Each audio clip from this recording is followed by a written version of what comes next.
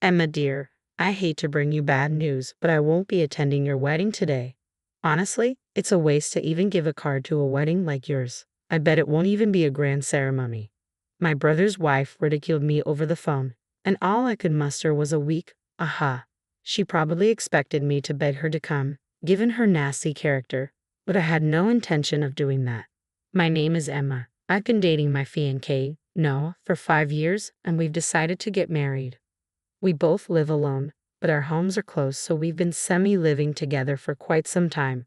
Life won't change much after marriage, so we can get married with peace of mind. Noah's parents are lovely people and have been caring for me even before the marriage. When I visit my in-laws, they cook meals that cater more to my taste than Noah's, showing how well I get along with them. Noah also gets along well with my parents. I was initially worried about whether my introverted and shy brother William would get along with Noah. Surprisingly, they share common hobbies, both loving fishing, and they have such a great relationship that they go fishing together. When I return home, William often looks disappointed, asking, "Isn't Noah coming this time?" Our relatives get along well, and they are decent people, so I wanted to believe that this marriage would work. However, there was one problem. My brother's wife has an appalling character. Alex, my older brother by 3 years, was a decent person until he got married. He was hardworking and never caused any major trouble, a completely normal guy. But his choice of a marriage partner was not the best. He got married at 28 to a woman 5 years his junior. She wore flashy clothing with a lot of skin exposed, and I couldn't believe Alex, who was as earnest as they come, would choose her. Maya was already pregnant when her marriage to Alex was decided. In other words, it was a shotgun marriage. We were shocked at Alex's sudden decision, but as a family, we couldn't deny it. We'd accepted Mia, but her attitude was terrible. When she came to our family home and my mother served her a meal, Maya would say, "I'm a picky eater and can't do vegetables," and wouldn't eat half of it. Being mean, she would point and laugh at me. "Emma, you're super plain. There's no way you're getting married with that look." At first, Alex admonished Mia, but after a while, it seemed like he gave up. After their child was born, Maya didn't seem to care much about childcare, and Alex was almost single-handedly raising the child during his parental leave. Maya went out to play every night, but Alex forgave her, saying, "Maya is still young." From my perspective, I couldn't understand why Alex could tolerate such a lifestyle, but Alex always smiled peacefully and said, "As long as the child is happy, that's all that matters." When the child of Alex and Maya turned 5, Noah and I decided to get married. My parents were obviously thrilled, but I dreaded reporting the news to my brother and his wife. Maya loved to look down on me, so it was clear that she would have something to say. Steeling myself, I called Alex, who genuinely congratulated me on my marriage. After hanging up the phone, Alex must have reported my marriage to Mia immediately. I received a mocking text from Mia. "It's good that you're not getting dumped after dating for such a long time. You're already 30, an old maid, so you'd be seriously in trouble if you didn't get married now. You're lucky to find a buyer before your sell-by date." Mia's message left me more baffled than angry, but having told her, I let it go. I'd informed Alex about the wedding, and since Mia wasn't ranting about it, I figured she respected our decision. When I told Noah that we communicated our wedding plans to his brother and sister-in-law, relief spread over his face. Noah had met the couple before, and his first experience was Mia saying, "Wow, you're so out of touch. Who dresses like that these days? But I guess you match Emma in your blandness." Maya just loved to assert her superiority. She had criticized Noah's completely normal attire. "Did I embarrass you with my shabby look, Emma?" "I'm sorry," Noah apologized, looking downcast. To cheer him up, I joked, "Your clothes are perfectly fine. If anything, Maya's scantily clad style is what's shabby. She's almost in her late 20s, you know." Noah smiled again. Mia, who got married in her early 20s, was now approaching her mid-20s but dressed in a way that left nothing to the imagination. There was no hint of maturity about her. Seeing her shoddy appearance, it was hard to believe that she was the wife of Alex, who was dedicated and always put their child first. I felt indignant that Mia had insulted Noah, my beloved. That's why Noah and I made a decision about our wedding. When we told Alex, he said, "I got it. I'll tell Mia." Then Maya didn't complain about our decision. We thought everything would be okay until Maya called on the wedding day. We were all set, dressed, and made up, just waiting for the ceremony to start. As Noah and I were chatting pleasantly with our parents, my phone rang. I had forgotten to mute it, which was stashed in the waiting room with our belongings. As I quickly grabbed it, I saw Mia's heavily filtered avatar on the screen. A call from Mia on my wedding day was ominous, but I answered. Hello, Emma, sorry to be a bother, but I won't be attending your wedding today. It'd be a waste to give you a gift for such an insignificant wedding. I couldn't help sighing at Mia's condescending tone. Alex had said he would tell Mia, but had she forgotten? She didn't seem to know about the decision Noah and I had made when we planned our wedding. Okay, but just so you know, we didn't invite you or Alex to our wedding. Maya must have been expecting me to beg her to attend because she was a family member. The surprise in my response seemed to baffle Mia, and a sharp gasp came from the other end of the phone. Alex should have told you. We decided not to invite you and Alex to our wedding. We thought it might be hard on you with a child and all. Of course, that was just a polite excuse. Maya has a poor tolerance for alcohol, and we were afraid she might cause a scene at the reception. We were honest with Alex about the real reason, and that Noah and I didn't have a high opinion of Mia. Alex knew our families weren't fond of Mia, so he accepted our decision without a fuss. But now Maya was acting as if she didn't know, which was perplexing. In the midst of my confusion, Maya blurted out, "How could you not invite your brother and sister-in-law to your wedding? Don't you realize how rude that is?" We knew it was rude, but it was a tough decision we had to make. Unable to tell Maya outright that we didn't invite her because we disliked her, I was left stammering. Then she said, "Just you wait," and hung up. My face paled as I talked to Mia, and Noah became extremely worried about me. We told Noah and my parents about the call from Mia. They, too, were taken aback, but then my mother, Sarah, remembering that it was a day of celebration, said brightly, "Let's forget about Mia for today and enjoy the wedding." With that, the atmosphere lightened. That's right, there was no point in worrying about Mia. Today was about Noah and me. I had to hold myself together. Bolstered by Sarah's words, we managed to carry on with the wedding ceremony. After the sacred ceremony at the chapel, we moved to a large hall for the reception.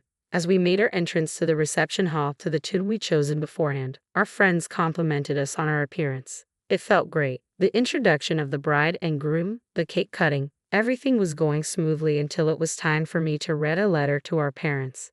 Then the doors of the reception hall swung open. Everyone's eyes were on Mia. She was wearing a flamboyant dress, her hair done up, but Alex, looking pale behind her, was inexplicably dressed in a t-shirt and jeans.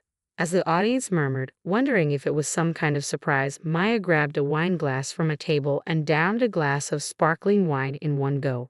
Then she glared at me and yelled, "I've never seen a more outrageous wedding. This is the worst of the worst." After all, the bride didn't even invite her brother and sister-in-law. This wasn't a surprise performance. As the guests realized what was happening and started to whisper, my parents hurried over to Maya to calm her down, but Maya was unstoppable. Looking around the hall, she said to Alex, "This place is so tacky. Our wedding was much grander, wasn't it? This is what you get from a wedding of the poor." Alex, now white-faced, was trying to say something to Mia. He must have been trying to stop her, but it was clear to anyone watching that Mia held the power in their relationship. At that very moment, as Mia wandered aimlessly around the venue asking in a daze, "Where should we sit?" divine punishment came crashing down on her. The absolute worst of the worst, that would be you, wouldn't it? A guest of Noah stood up and spoke to Mia, his voice calm yet resonating. "Ha!" Maya said, turning toward the voice, her eyes widened. The middle-aged man who had stood up bowed his head in apology to the onlookers. "The overdressed woman, that's one of my employees. I'm terribly sorry she's ruined your ceremony." Noah, sitting next to me, voiced his surprise. All I knew about this man was that he was a fishing buddy of Noah's.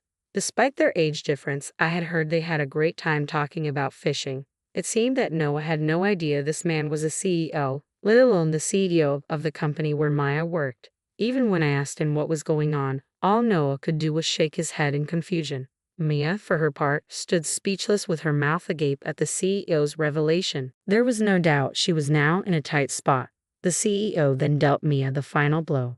"By the way, who was the man you brought along today? The one you claimed to be your husband the other day. Who's this, or do you have multiple husbands?" At the CEO's shocking declaration, Maya began to panic. Alex, always the helpless one, grabbed Mia by the wrists and ushered her out. "I'm terribly sorry for the trouble. I'm at fault for not supervising my wife properly. This reception was prepared with so much effort by the bride and groom. We'll leave now.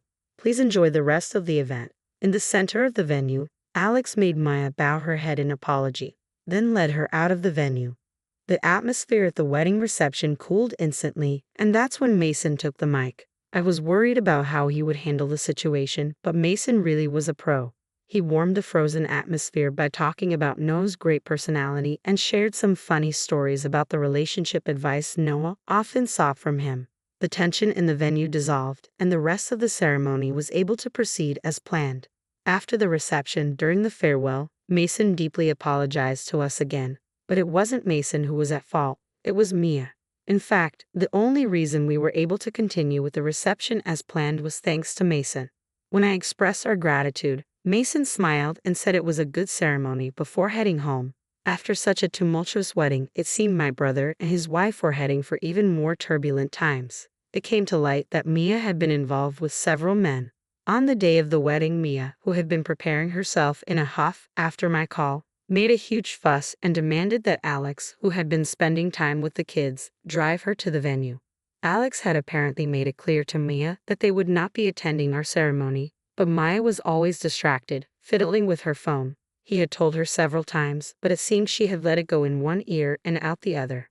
Alex opposed Maya's actions time and time again, telling her she couldn't do this, but when Maya kicked up a fuss and insisted on going by taxi, he reluctantly tagged along. Perhaps Alex felt responsible to contain Mia when she went on a rampage at the venue. He later apologized for not being able to stop her and paid the full cost of the ceremony. When Alex received Mason's revelation about witnessing Mia's infidelity, he left the venue with Mia. He entrusted the child to a friend and confronted Mia.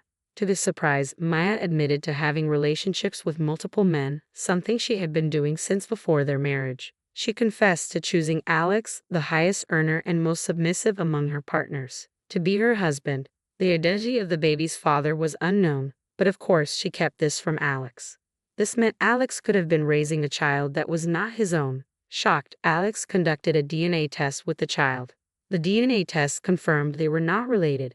Despite his agony, Alex decided he wanted custody after the divorce. Maya treated the child with indifference, and Alex felt he couldn't trust the child to her. Maya probably never wanted the child in the first place, so she easily gave up custody to Alex. However, they had numerous disputes over alimony during the divorce proceedings.